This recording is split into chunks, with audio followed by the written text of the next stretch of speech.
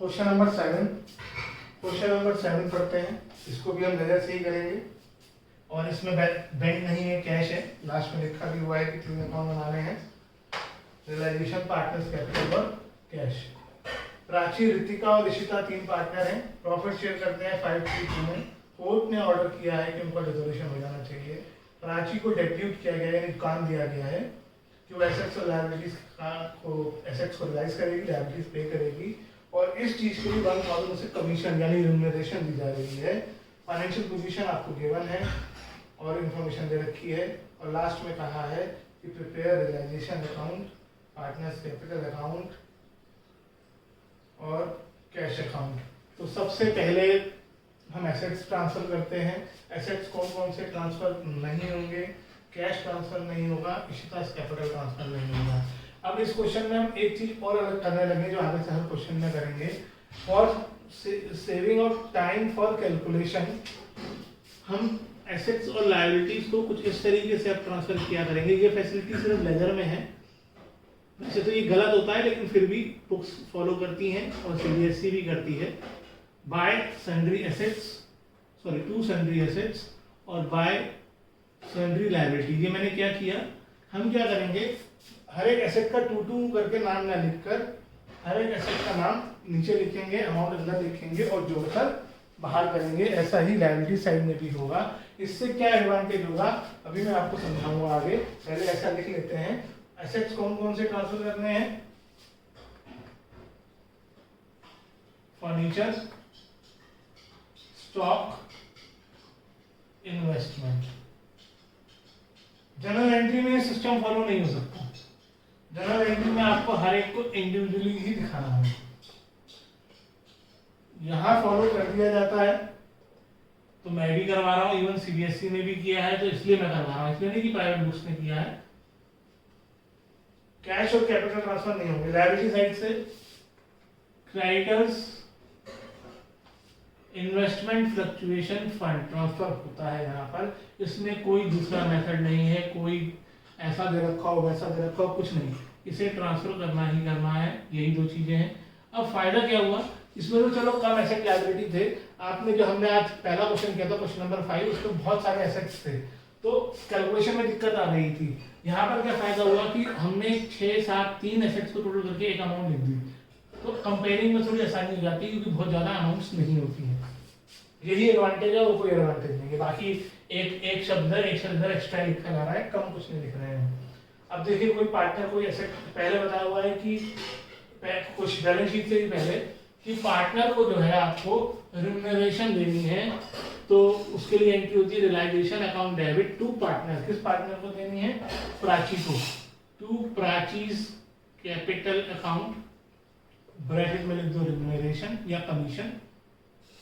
उन्होंने commission word use किया है। रिम्यूनरेशन एक बड़ा टर्म होता है जिसमें कमीशन, सैलरी, बोनस सब आ जाता है। फिर बताया हुआ है प्राची टू ओवर। फिर हम देखेंगे पहले पार्टनर एसेट लायबिलिटी कौन से लेके गई। तो बताया है कि प्राची जो है वो इन्वेस्टमेंट ले लेगी एसेट की ट्रीटमेंट बाय में। By purchase capital account, investment bracket में 8,000 सॉरी 12,500 सॉरी। फिर स्टॉक फर्नीचर इतने भी का old furniture completely write off हो गया था।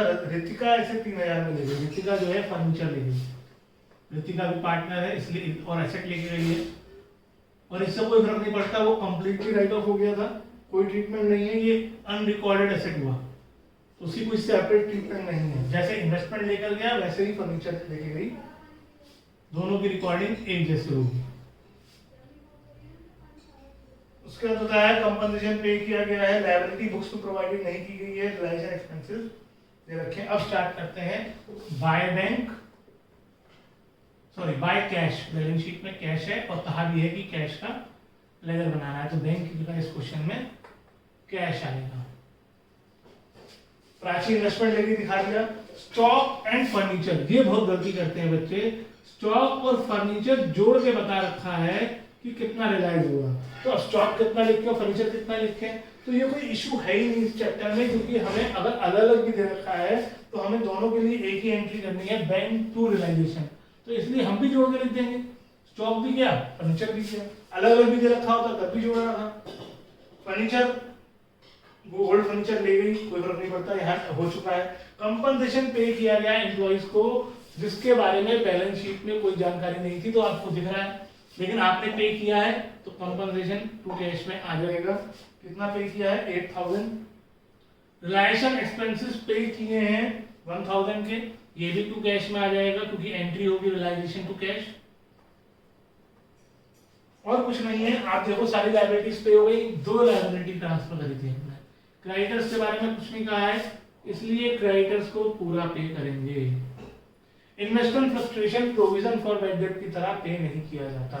अब टोटल कर दें, ये 19000 आ गया, इसका टोटल कर देंगे 41500 आ गया।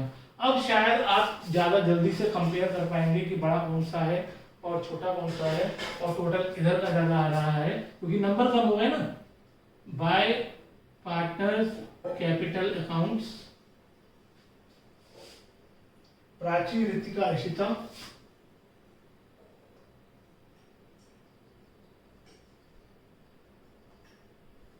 टोटल लगाएं 77,500। कैलकुलेशन आसान हो गई क्योंकि हमने इनको तो पहले ही प्लस कर दिया। इधर करते हैं 555550 आ गया, कैरी 1 चला गया, 7 10 11 6 कैरी 1 चला गया, 7 6000 आ गया। इसे बांट देते हैं रेशो में। रेशो क्या दे रखी है? 532, यानी 3000 1800 1200। अब बनेगा पार्टनर्स कैपिटल अकाउंट्स। कितने पार्टनर हैं? 3 पार्टनर हैं, 3 कॉलम बनेंगे अमाउंट के।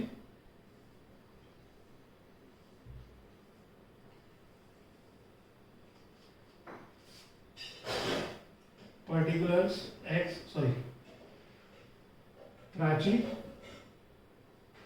ऋतिका, इशिता। प्राची, ऋतिका, इशिता। एक पार्टनर की कैपिटल आपको एसेट साइड में दे रखी है जिसका नाम है इशिता, तो वो टू बैलेंस ब्रॉट डाउन करके आएगी 18,000। ऐसा नहीं है कि उसको आप यहाँ पे माइनस में लिख दो, अकाउंटिंग टर्म्स में कोई चीज माइनस में नहीं होती, इसलिए डेबिट और क्रेडिट है। अगर क्रेडिट नेगेटिव हो जाएगा तो वो डेबिट में पहुंच जाएगा, डेबिट नेगेटिव हो जाएगा तो क्रेडिट में पहुंच जाएगा। अकाउंटिंग टर्म्स में कोई चीज नेगेटिव की तरह नहीं दिखाई जाती, वो डेबिट और क्रेडिट में दिखाई जाती है। उसके बाद हम देखेंगे रियलाइजेशन से लॉस आया है, टू रियलाइजेशन 3000 1800 1200। उसके बाद यहां देखो क्या किसी पार्टनर का नाम आया, प्राची का नाम आया है। बाय रियलाइजेशन प्राची में 1000। यहां देखो क्या किसी पार्टनर का नाम आया, प्राची और ऋतिका दोनों का नाम आया है। टू रियलाइजेशन प्राची में प्राची वाली अमाउंट 12,500 और ऋतिका में 3,000 अमाउंट, और इशिता में कुछ नहीं है। उसके बाद लायबिलिटी साइड में देखो, अब कई बच्चे पूछते सर इन्वेस्टमेंट फ्लक्चुएशन फंड का क्या करें। देखो एक चीज की ट्रीटमेंट एक ही होगी, या तो वो रियलाइजेशन में ट्रांसफर होगा या वो पार्टनर्स कैपिटल अकाउंट में आएगा। आप यहाँ भी ट्रांसफर कर दो यहाँ भी बांट दो, दो बार कहाँ से होगा। आपने इन्वेस्टमेंट फ्लक्चुएशन फंड को डेबिट करके 0 कर दिया, अब दोबारा डेबिट थोड़ा कर सकते हो। एक चीज की एक ही ट्रीटमेंट, और ट्रीटमेंट क्या है इस चैप्टर में, वो रियलाइजेशन में आता है, बाकी चैप्टर में वो पार्टनर्स कैपिटल अकाउंट में बढ़ जाता है अगर क्वेश्चन में कुछ ना हो तो 2 चैप्टर की अलग अलग ट्रीटमेंट है। तो लायबिलिटी साइड में कुछ नहीं है, एसेट साइड में भी कुछ नहीं है, तो किधर किसका कम है? इशिता का तो 2 का ज्यादा है, तो बाय कैश अकाउंट आ जाएगा, और बाकी दोनों पार्टनर्स में बाय का ज्यादा है तो 2 कैश आ जाएगा। इसका मतलब क्या हुआ कि इशिता को पैसे लाने हैं और बाकी दोनों को पैसे दिए जाने हैं। तो अगर जनरल एंट्री करोगे तो इशिता की जनरल एंट्री पहले होगी, ये 19,200 बाय कैश की, 30,000 25,200 टू कैश में, 41,000 41,000, ये आ गए 25,500।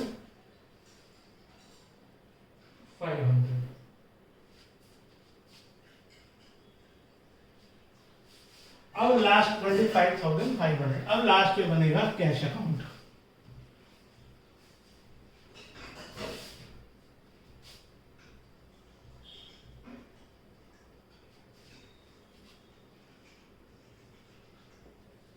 पिछले सभी क्वेश्चन में बैंक था, इसलिए हम बैंक लिखते रहे। इस क्वेश्चन में कैश है तो हमारे पास चॉइस भी नहीं, क्योंकि लास्ट में लिखा है प्रिपेयर कैश अकाउंट। आप बैंक अकाउंट बना दोगे तो मार्क्स कट जाएंगे। तो कैश पे सबसे पहले टू बैलेंस ब्रॉट डाउन आएगा। अभी ऐसे भी क्वेश्चन आएंगे जिसमें कैश और बैंक दोनों एक ही क्वेश्चन में हो, तो वहां भी हम सीखेंगे कैसे करते हैं। टू बैलेंस ब्रॉट डाउन में कैश के अमाउंट आ जाएगी बैलेंस शीट से। उसके बाद मैं फिर बताता हूँ सीक्वेंस, अभी मैं लिख भी दूंगा कि किस सीक्वेंस में आपको करना है, आगे से आप ध्यान में रखेंगे। पहले रियलाइजेशन में देखना है, टू कैश है तो टू बनेगा by realisation, to cash by realisation बन जाएगा 19,000। फिर बाय कैश है, ये टू रियलाइजेशन बन जाएगा 41,500। फिर टू कैश है और बाय कैश है। एंट्री में तो आप पहले बाय इसकी करेंगे, बाय कैश वाले की एंट्री। फिलहाल टू इस्टास कैपिटल अकाउंट 19,200, और ये by purchase capital account, by Ritika's capital account, क्या अमाउंट थी 25,500 और 25,200। आप टोटल करोगे दोनों तरफ इक्वल आना चाहिए, ठीक है। अब मैं आपको मैंने आपको कहा था लास्ट में मैं आपको सीक्वेंस लिखवा दूंगा कि किस सीक्वेंस में काम करना है। मैंने इसमें सीक्वेंस में एक पॉइंट बोला भी नहीं। कैपिटल से पहले आपको पार्टनर लोन लिखना है। पहले नंबर पर आपको बैलेंस ब्रॉट डाउन लिखना है। ये कैश या बैंक अकाउंट की बात हो रही है। ये कहां से मिलेगा, बैलेंस शीट। बैलेंस शीट में एसेट्स है। फिर रियलाइजेशन अकाउंट देखना है, debit and credit side both. फिर पार्टनर्स लोन, ये कहां से, मैं शॉर्ट में लिख देता हूं balance sheet, asset and liability both. और लास्ट में कैपिटल अकाउंट देखना है, debit and credit side both. अभी तक हमने पार्टनर्स लोन नहीं करा है। पार्टनर्स लोन, पार्टनर लोन आने वाला होगा। आप अब नेक्स्ट टाइम जब हम करेंगे तो पार्टनर लोन का क्वेश्चन जरूर होगा।